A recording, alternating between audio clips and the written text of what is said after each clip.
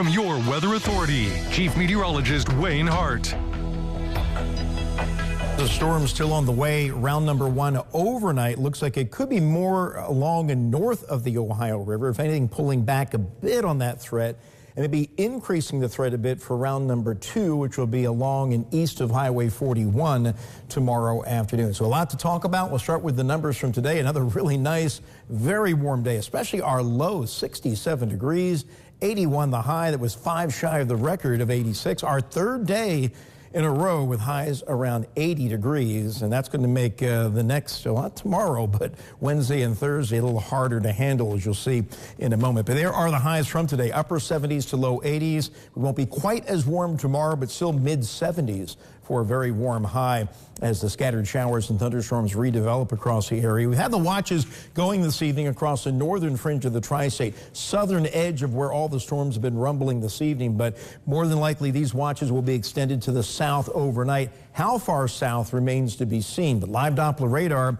quiet in the immediate tri-state area. We've got the storm still rumbling off here to our north, but let me pull back and show you the bigger picture here. The storm is really beginning to ramp up north and west of St. Louis. There's no warnings on those cells, but there are a lot of warnings on these cells tracking across southern Missouri, about to move into Springfield, including a tornado warning there. All this is moving east-northeastward, and the southern end of this is going to eventually get into at least the northern portion of the tri-state. How far south it makes it overnight remains to be seen. And then we have the cold front to deal with during the afternoon hours tomorrow. So right now, quiet in downtown Evansville and still very warm. The temperature at 73, the dew point in the low 60s. You're actually feeling a little humidity out there with a south wind at 11 miles per hour. We're in the low 70s. It's going to be another very warm night. We just fall into the 60s as we head through the overnight hours. So the front stall to our north will be the focus for round number one as the storms track along that boundary and kind of sink down to the south some. And then the cold front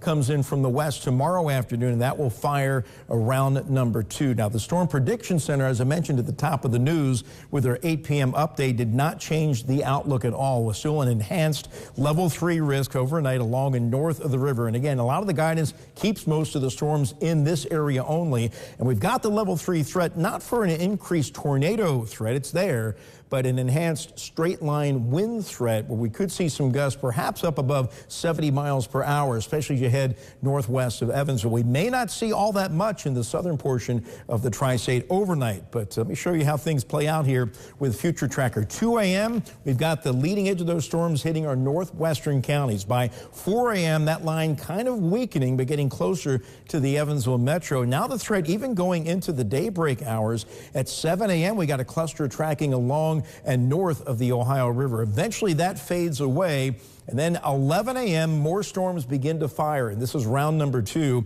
The update that came in early this afternoon had us in a marginal level 1, slight level 2, enhanced level 3 threat in the eastern fringe of the tri-state. These storms expected to get stronger the farther east they go, but based on some of the new guidance coming in, I think all this could be shifted farther to the west tomorrow so that we're in more of this slight to enhanced range across a good deal of the area, and we'll get that update from the Storm Prediction Center at around 1 a.m. Our model here by the noon hour firing these storms, and these could start out as supercells, and that's what we're concerned about. They can produce very large hail and eventually some tornadoes, and that tornado threat higher to our east, and you can see these storms at 2 p.m. ramping up as they push to the east, and by 4 p.m. our model has all the action out of our area, ending the threat, and then the clouds move in with the colder air tomorrow night. And here we go with some major changes for Wednesday. Mostly cloudy, very windy, scattered rain through the day, highs only near 50 degrees, and more of it on Thursday, though it won't be as wet, just a few spotty showers, but another windy, cold day with highs struggling to hit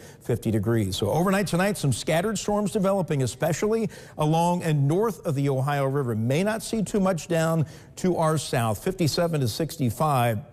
Those will begin to kind of fizzle around the daybreak hours, and then later tomorrow morning into the early afternoon, round number two begins to develop right over top of us, and then it gets stronger as it pushes on to the east with another severe weather threat, especially in areas east of Highway 41 early to mid-afternoon. Mid-70s and a very windy day in general. We'll have gusts over 30 miles per hour away from any storms and a little sunshine in between. And then here we go with a very windy and much colder day on Wednesday with scattered rain, 50 for the high. high. Mostly cloudy Thursday, not as wet, not as windy, but the high still around 50. We break to a mix of sun and clouds Friday, still chilly, 53. Weekend looks pretty nice, especially Saturday, sunshine and 61. Sun and clouds on Sunday, maybe a few showers later in the day, 66. And here's our first look at eclipse day, and as of right now, it looks like more clouds than sun with some scattered showers and thunder showers, warm, low 70s, but of course a lot can change and hopefully will between now and then. Yes, hopefully it will. All right, thank you, Wayne.